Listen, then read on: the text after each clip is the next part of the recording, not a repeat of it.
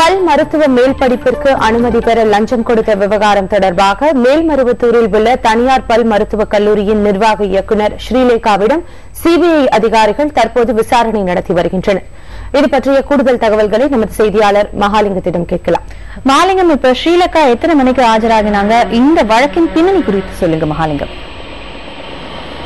ஸ்ரீலேகா இன்று காலை 7 மணி அளவில் சரியாக சிபிஐ அதிகாரிகள் முன் ஆஜராயிருக்கிறார். நுங்கம்பாக்கத்தில் இருக்கும் நுங்கம்பாக்கம் சாஸ்திரி பவனில் இருக்கும் சிபிஐ அலுவலகத்தில் 3வது தளத்தில் அந்த அலுவலகம் அமைந்திருக்கிறது. அந்த அலுவலகத்திலே அவர் இன்று காலை ஆஜராயிருக்கிறார்.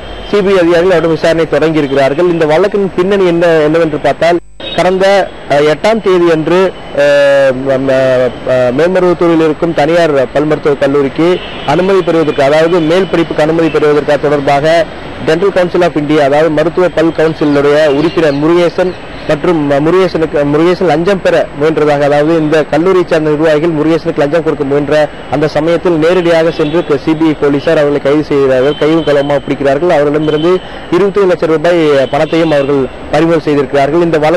இந்த வழக்கில் இதுவரை சிபிஐ போலீசார் 5 பேரை கைது செய்திருக்கிறார்கள். இந்த விசாரணையில் ஸ்ரீலேகாவுக்கும் சம்மதம் இருக்கிறது என்று முதல் தகவல் அறிக்கையில் ஸ்ரீலேகாவினுடைய பெயரையும் அதில் சேர்த்திருக்கிறார்கள். ஆனால் ஸ்ரீலேகா சம்மன் அனுப்பியும் அதில் சம்மன் அனுப்பியிருந்தார்கள். சிபிஐ போன 2 வாரங்களுக்கு முன்பு சம்மன் அனுப்பியிருந்தார்கள். அந்த சம்மனுக்கு ஸ்ரீலேகா பதிலளிக்கவில்லை. அதற்கு பதிலாக ஸ்ரீலேகா சென்னை உயர்நீதிமன்றத்தில் ஆன்டிசிபேட்டரி பெயில் போட்டிருந்தார். அந்த ஆன்டிசிபேட்டரி பெயில் விசாரித்த நீதிபதிகள் இவர் இன்றும், அதாவது 27ஆம் தேதியும் 28ஆம் தேதியும் காலை 7 மணி முதல் மாலை 6 மணி வரை ஆஜராக வேண்டும் என்று உத்தரவிட்டனர்.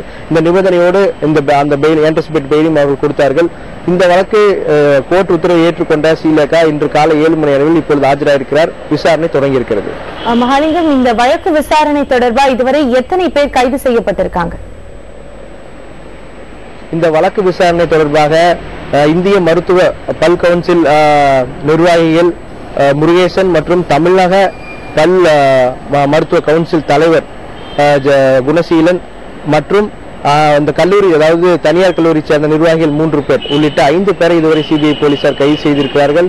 இது மட்டுமல்லாது சேலத்தை சார்ந்த சார்ஜ் பால் என்ற ஒரு பல் மருத்துவரையும் சம்மன் அனுப்பி அவரையும் விசாரித்திருக்கிறார்கள். இன்று கோர்ட் நீதிபதி, அதாவது நீதிமன்றத்துடைய உத்தரவை ஏற்று ஸ்ரீலேகா விசாரணைக்காக ஆஜராயிருக்கிறார். அவரையும் சிபிஐ போலீசார் விசாரித்து வருகிறார்கள். இப்படி தொடர்ந்து இந்த வழக்கு போயிட்டுக் கொண்டிருக்கிறது. இந்த விசாரணை போய்க் கொண்டிருக்கிறது. இதில் யாருக்கெல்லாம் தொடர்பு இருக்கிறது, இது போன்ற வேறு ஏதாவது கல்லூரிகள் சம்பவம் நடந்திருக்கிறதா, இந்த கோணத்தில் விசாரணை நடந்து கொண்டிருப்பதாக அதிகாரிகள் தெரிவித்திருக்கிறார்கள். மாலிங்கம், இப்ப இந்த மோசடி குறித்து தேசிய அளவில் ஏதாவது விசாரணைகள் நடக்கவிருக்கா? இதுல யாரெல்லாம் சம்பந்தப்படுத்திருக்காங்க? குறிப்பாக இந்த விசாரணை பொறுத்த அளவுக்கு ஒரு தேசிய அளவில் போவதற்கான வாய்ப்புகள் அதிகமாக இருப்பதாக அதிகாரிகள் தெரிவித்திருக்கிறார்கள். ஏனென்றால் இந்த வழக்கு இந்திய டென்டல் கவுன்சிலுடைய மெம்பர்கள், அதாவது உறுப்பினர்கள் இந்த வழக்கில் நேரடியாகவே லஞ்சம் பெறும்போது சிபிஐ போலீசார் கைது செய்யப்பட்டிருக்காங்க. இது தேசிய அளவில் பல் மருத்துவ துறையில ஒரு மிகப்பெரிய அதிர்ச்சியை ஏற்படுத்தி இருக்கு. குறிப்பாக இதுபோன்று லஞ்சம் வாங்கி கொண்டு அதிகாரிகள் வேற ஏதாவது கல்லூரிக்கு அனுமதி கொடுத்திருக்காங்களா அப்படிங்கிற ஒரு விசாரணை ஒரு தேசிய அளவில் நடத்தப்பட வேண்டும்ங்கிற ஒரு எண்ணம் இருக்கு. இதே போல கடந்த வாரம் சிபிஐ போலீசார் இந்தியா முழுவதும் பல்வேறு பகுதிகளில் ரெய்ட் பண்ணாங்க. அதாவது ஹைதராபாத், பெங்களூர் உள்ளிட்ட பகுதிகளிலும் இந்த டென்டல் கவுன்சில் மெம்பர் வீட்லையும் டென்டல் கவுன்சில் சம்பந்தப்பட்ட அதிகாரி வீட்லையும் ரெய்டு பண்ணாங்க. கிட்டத்தட்ட 8 இடங்கள்ல ரெய்டு பண்ணாங்க. தமிழகத்தில் 4 கல்லூரிகள், அதாவது 4 பல் மருத்துவ கல்லூரிகளிலும் சோதனை செஞ்சாங்க.